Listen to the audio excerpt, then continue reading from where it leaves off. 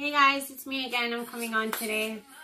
I guess because it's fall and it's getting colder and I work from home, I'm coming up with more videos. But today I want to talk about a topic, and this topic is pretty interesting. I'm going to be talking about why are we as humans so scared of happiness. Now, you might think what I'm saying is quite ironic. You might think what I'm saying is not true. But we are all searching for happiness. At least that's what we tell ourselves. Yet, when we come down to it, we are terrified of actually achieving and reaching for happiness. So I want to share something with you guys, or at least a perspective that you might want to look at within your own life. Maybe you also have been doing these telltale things that will exclude you from finding your happiness. So I'm just going to talk about it, and if you are doing these things, maybe you got to reevaluate what you're doing if you truly do want happiness in your life in all forms, in all ways. So I'll just jump right into this. If you do see me referring, it's just because I'm looking at my board, or maybe I'll put them up like I do in other videos. So today's topic is like, why are we terrified of happiness? So some things that you may be doing because you are terrified. You have underlying fears that are associated with happiness that you have to overcome. Sometimes these fears can be things like loss, embarrassment, ridicule, abandonment, or success. I'm naming 5, okay? I'm just using these 5 as examples because it can be applied in different ways, but at least with these 5, you can get an idea of what I'm saying. So when you are looking at things like success, okay, if that is your true fear, and what I mean, people might be looking at me like, what do you mean? How can you be scared of success? I really want you guys to think about this, and this can fall into every single category of your life. Like, why is it that you don't, like, leave your job and pursue something that you feel will be successful? Why don't you leave a partner that you're not happy with to try to find success in another? Why do you force yourself to be in friendships where you're not successful? There's a lot of hang-ups, or even family situations. It's like, if this is precluding from your success, stepping away from your success, like let's say, for example, your family or your friends are hindering you. You're never going to find success with certain people like that, but yet you're still in those situations. So please understand that we as human beings think we want success, but we're not actually taking the steps to do what we need to do to be successful. So therefore, you have a fear of it, because if you didn't have a fear, you'd be pursuing it, because that's the logic of it, right? Like, let's say, for example, here's my mouse. I'm here A, success is the mouse, right? In order for me to get to the mouse, I've got to take these steps, clear these paths, and get to that successful place. And it's very basic. I know you might be saying to me like, oh, okay. Now, if you are fearful of success, abandonment, ridicule, embarrassment, loss, right? Because a lot of us have had those situations come up in our life, and at that moment when we actually interacted with those types of fears, certain things took place in our lives that kind of captured us and imprisoned us, in a sense, in our mind, where we won't look at different angles of what we're doing when we are, like, let's say, when we are proposed a scenario that falls into those 5 categories. So let's say, for example, you had a parent of yours that passed away and you suffered tremendous loss, let's say. You will make sure in future, or you will try, like that, remember my last video when I was talking about pain? The way you process that pain of loss ultimately will decide how you reacclimate yourself in relationships where loss could be present, okay? So you'll make actions and moves in order to prevent that loss from happening again. And because you're not fighting through that pain, right, initially, you're going to exhibit certain behaviors that will ultimately be the most ironic thing you'll ever see, where you actually now become those 5 fears. Like, let's say you're just dealing with loss, then you're going to exhibit loss to others. If you're scared of embarrassment, you're going to embarrass others. If you're scared of ridicule, you're going to ridicule others. And if you're scared of abandonment, you're going to abandon others. And if you are scared of success, you are going to also be someone who hinders others from their own. Because it's like what you resist actually persists, and you actually exhibit, like I said in the last video, you exhibit the pain, you exhibit the fear that you don't want to go through. So I'll give you an example of this. When I say things like success, if you're fearful of success, you will do things that self-sabotage. That is the exhibiting, let's say, characteristic that you start to embody, okay? And what I mean by that is self-sabotage is, like I said, if you have those hindering friends, if you have that hindering job, if you have that hindering relationship, you're not stepping into the pain, realizing that these people, places, and things stop you from success, so therefore you sit put. When you sit put, you then start to embody the self-sabotaging, you emulate it out because you are now in the self-sabotaging energy. Because you're not striving for success. You're held back by these fears, which is in this case success, okay? So you will self-sabotage. You will ensure that you keep these barriers in your life so that you don't have to reach for it. Because if they're in your way, you could always tell yourself, oh, these things are in my way, and that's why I never amounted to that success, right? So please know that you will start to exhibit these characters and qualities.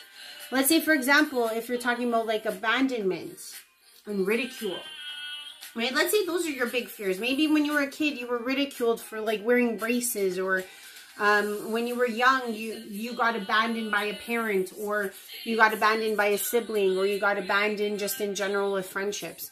And these things cultivated you in your life as you got older and older. Maybe you got abandoned a lot more, or ridiculed a lot more.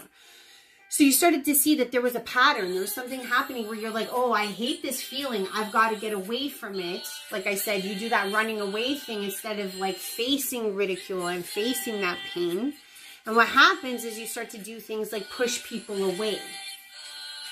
Or you become like an in and out energy with people. It's like you won't fully commit, you'll pull back. You won't fully commit, you'll pull back. And what ends up happening when you exhibit these two qualities that I just, expressed, you end up becoming the ridiculer and or the abandoner. Because the thing is like, let's say, for example, you're somebody who's scared of abandonment, but you're the type of person to put blockades up first. You're the person that's going to push for protection.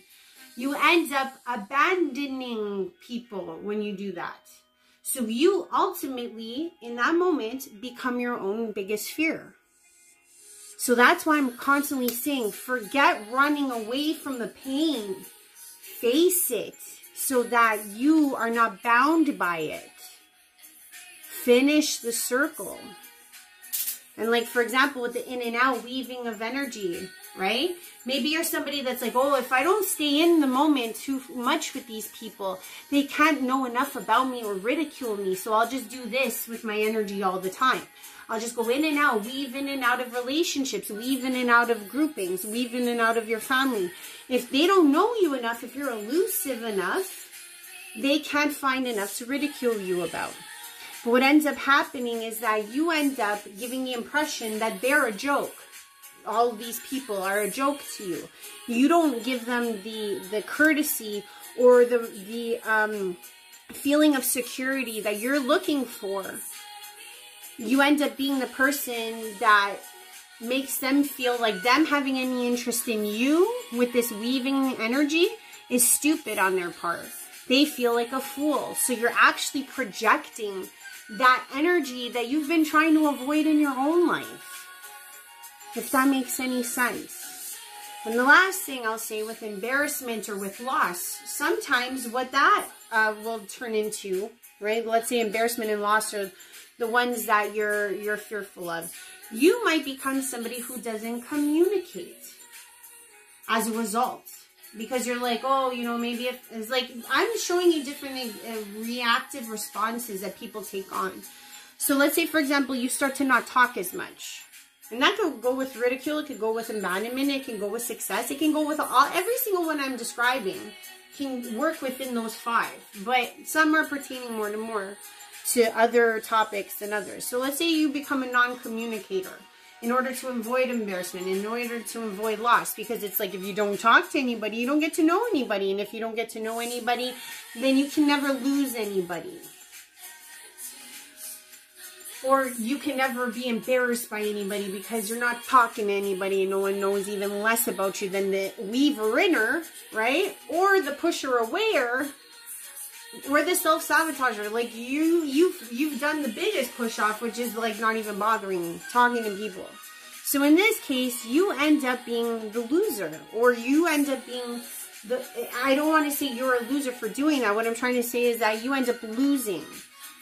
Regardless, because now you're not connecting.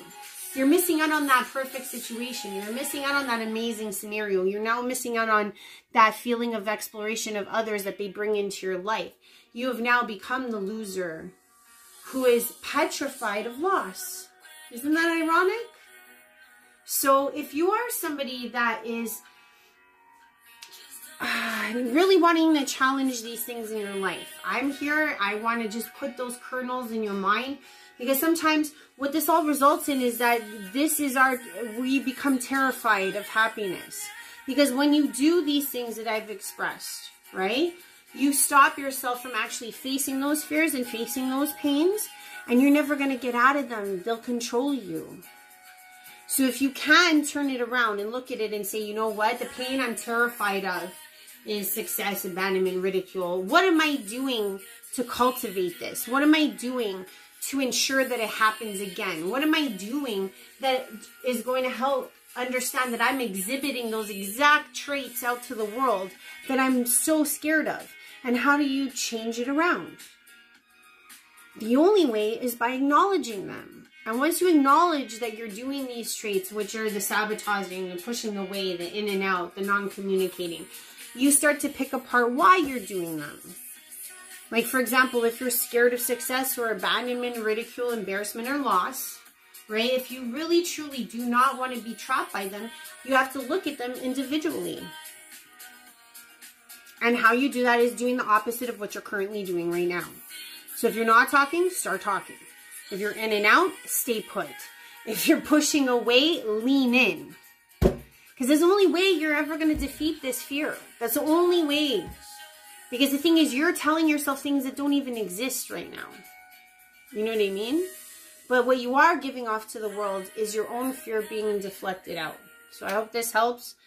If you do like what I'm saying, please like, please share, please subscribe. Don't be scared of happiness. Go after happiness in life. That is our prerogative. That is our objective in a human life, is to try to find as much happiness as we can while we're here. So let's not keep doing the things that prevent us from getting there. Thanks, guys. I love you lots. Have a good one.